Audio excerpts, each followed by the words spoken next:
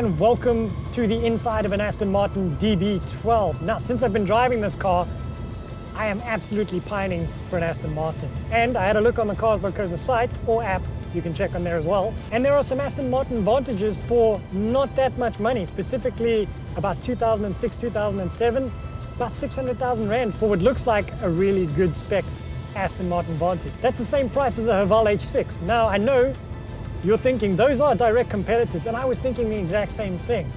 So, would you pick an Aston Martin Vantage over a Haval H6? Let me know in the comments below. But let's get into it. This is the review of the 2024 Aston Martin DB12.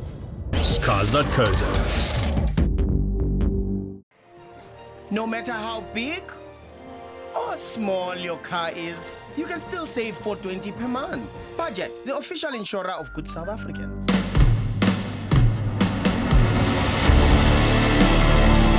The nitty-gritties of this new DB12. It is the successor to the DB11, but the 12 doesn't mean it has 12 cylinders. They've dropped the 5.2-litre V12 that you used to get from the DB11.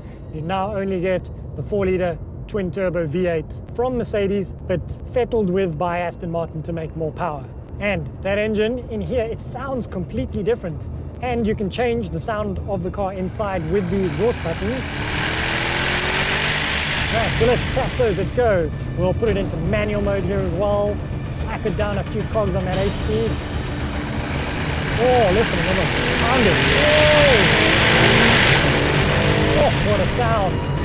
Not especially as the AMG sound, which is lots of like, this is more creamy, more British, if you will. So we brought this car out to a mountain pass just outside of Paarl, the other side of the tunnel. Really, really dramatic pass here, and we're gonna give this a bit of a hounding. So let's go down a few gears here and kick it through some corners. One more gear, light it up. That acceleration as you go above 4,000 RPM, really the whole car comes to life at higher speed. Steering is electronically assisted, but they've developed it to have a more manual feel, and it really weights up in the sportier modes, but it's meant to give you more feel from the tires. And I've got to say, like, I'm a little bit unconvinced by that. I do think that there's good weight to the steering wheel, but I'm a little bit unconvinced by how much feel there is through the tires. I'd like a little bit more granular feel to what's happening underneath me. I kind of got to turn first, then kind of guess where the tires are a little bit. It's not unusual for electronic steering to do that though, so it's not the Aston's fault.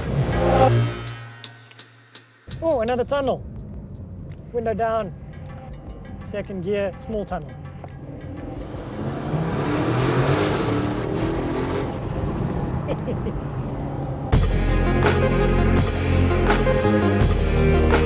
That Mercedes V8 just banging off the sides of the tunnel wall. It's a good day, it's a good day, I've got to say. I do love Aston Martin in general. I think the brand is really cool, and I think with Aston Martin, since Lawrence Stroll has taken over, I know a lot of people think that like a billionaire taking over is just going to ruin a brand like this, but what he's done is he's made it cool again to have an Aston Martin, you know? The car is really well developed, and that was something you couldn't say because a screen, not even a touch screen, it would just be a screen, and it'd be so pixelated that it was like 3 generations ago kind of screen, and you were paying supercar money for that. But now you've got Aston Martin's own design software here in a really high resolution screen, and everything seems to work. There's no mechanical or software glitches. The performance is right up to date. It always was with Aston Martin. Sound is perfect. It is a car you would now pick over, say, a Bentley or a Ferrari if it kind of wells up the right emotions in you. And I think that's what this Aston Martin does for me. Oh, one quick thing I've got to show you. So normally when you get out of a car, you open the door, you throw the door a little bit, you get out, and the door just swings back and hits you in the head. Not with an Aston Martin door, because the door opens upwards and it's got these really cool hinges. So you push it open, it stays open. You don't have to like fight with it as you get out. It's clever little things like that.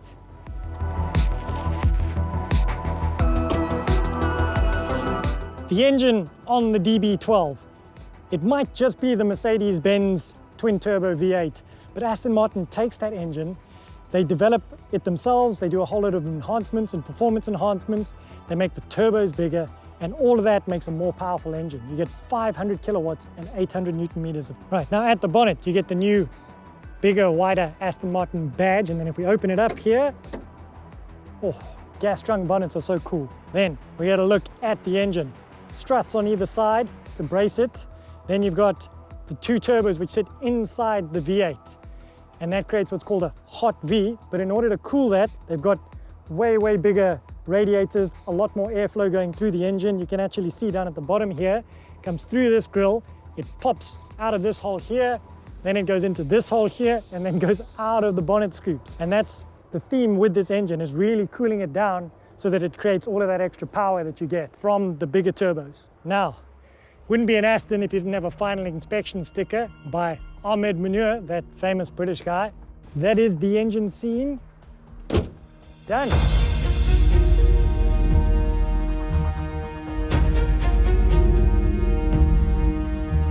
I know we don't really focus on tires and wheels, but bear with me because there is something interesting here. Now, this is the first car to use these Michelin Pilot Sport 5 S's, and there's a little thing down here that says AML. That means that the tire has been specifically designed for this car. And with these Pilot Sport 5 S's, they come with these little polyurethane inserts which actually improve the road noise or road roar that you get back from the tires, making it super quiet inside. And I gotta say, it works. You can hardly hear the tires when you're going along. So yes, I hope that wasn't too boring for you. I've had a little bit of a crisis here this morning while looking at this car. There you go, wheel scene done. First one ever for Cars.co.za. Welcome to the interior of the DB12. Now, there is a massive difference here between this and the DB11. This is way more upmarket, way more premium. These seats here are phenomenal. These are actually the comfort seats. You can spec a sports seat and then I think like a bucket race seat as well. But I've actually found these ones to be perfectly fine. They support you whilst cornering quite quickly, and they are really comfortable on long journey. Interestingly, you get buttons. Buttons are a bit of a rarity in cars these days, but you've got here the switch to change your gears. Then you've got your fan speed, and you've got your temperature here for the passenger. Then you've got haptic buttons for your seat heaters on the side here. And then your buttons which you're most likely to press have been added here. So you've got things like traction control. Then you have your suspension adjustments. You can turn off the start-stop. Then Aston Martin has its own software for the touchscreen, which is fairly decent, I gotta say. It is their first go at it, so there's bound to be a few glitches here and there, and some of the buttons are a little bit small and hard to touch. But overall, it does work quite quickly, and everything you need is quite easy to find inside the menu, so not bad there. And then you'll see down the bottom here, in this little hole here, that's your wireless charging pad there. Then you got your seat adjustments here and the same on here. Oh, one thing, here is the start button, and also the start button rotates to go through your drive mode. So you go from Sport Plus, and then your standard mode is like a GT mode, which is comfort. Moving to the driver's screen, you've got a TFT high-res, really good high-res screen there. And then all your driving modes come up on the left-hand side as well. And you actually adjust those with these quite similar to Mercedes-Benz, like haptic buttons, which you kind of slide over like that old BlackBerry that nobody has anymore. And then the overall feeling in here is really, really premium. I've got to say, like, it is a step up from like your German sports cars and that sort of thing. This really is beautiful. The stitching on the leather and the steering wheel is great. And one option this car does have, it has the Bowers & Wilkins optional sound system. 190,000 Rand for that sound system, but it is phenomenal. It is the best car system I've ever heard. Normally, I'm a Mark Levinson guy from Lexus, but I got to say this Bowers & Wilkins system is the best I've heard yet.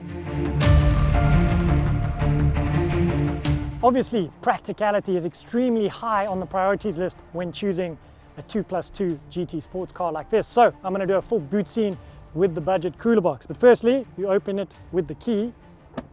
And it's manual, it's not an automatic lift gate, but that is not particularly hard to lift anyway.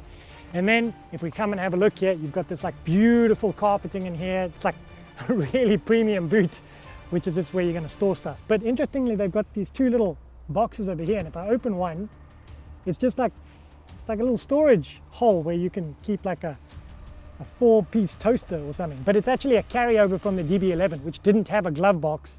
So they used to store things like the owner's manual in there. So you can use it for whatever you want, really. It's just a small hole. And then if we close it back up, clicks into place. And now we'll do the budget cooler box test. Is it going to go in up? It's not going to go in there. Is it going to go upright? So if you diagonally, you get a little bit of upright. Your drinks are going to be a little bit on the side and your food's going to be on the side, but it's okay. That way, oh, we've got it in. We've got one cooler box in and a half cooler box. It's there. That's the key thing, is it's in there. And ooh, these cool little vents here, they come from the side of the car. They channel air into the boot and then out through the spoiler, creating that that downforce and airflow that all modern sports cars need to have.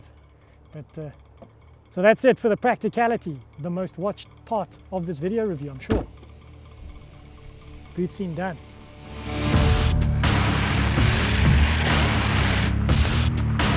Now, what makes an Aston Martin special? So this DB12 is sort of like a Bentley Continental GT, Ferrari Roma rival, very much like a GT cruiser with a performance angle to it. So Aston Martin actually call this a super tourer. They don't call it a grand tourer like a lot of brands do. It's sort of somewhere between a supercar and a grand tourer. So they just took a word from each of those and combined it to make a super tourer. To be honest, I think it is really, really good as a GT car. I have never driven a GT this comfortable with wheels this big, this quiet inside, and this well damped. Like, it's crazy. That 5 Series that I did a review on a few weeks ago, I couldn't tell you that this is less comfortable than that. It's just not. It's great. Now, I know the price isn't really something that a buyer is particularly interested in when it comes to this car, but I have to speak about it. Now, it's all about the emotion, the passion. Do you like what it looks like? I think those are the things that really sell this car, but I'll tell you the price. So standard spec for this car is 4.9 million rand. Now this car is loaded with all the options. This one is just short of 7 million rand. The carbon fiber ceramic brakes are 250,000 rand. There are loads and loads of options wherever you look on this car. Oh, how cool is this iridescent green color? Kind of shimmers in the light. It starts off as like a light green, then a dark British green. What a beautiful color. Now I know it sounds like I've just been talking about all the good stuff because Aston Martin gave me the car for the day. That's not entirely true. There are some things that still need work. I cannot figure for the life of me how to stop the lane departure warning and the lane keeping assist from coming on every time I start the car. The same with the speed recognition, and every time with the sign recognition it dings to tell you when you get to one or when you exceed that speed limit, which is really annoying to have to go through the settings and turn them off every single time you start the car. But the good news is the car is software over the air updatable, so hopefully that's something that they introduce fairly soon in terms of a software update. But other than that, it's not really much to complain about when you've got 7 million rands worth of car here.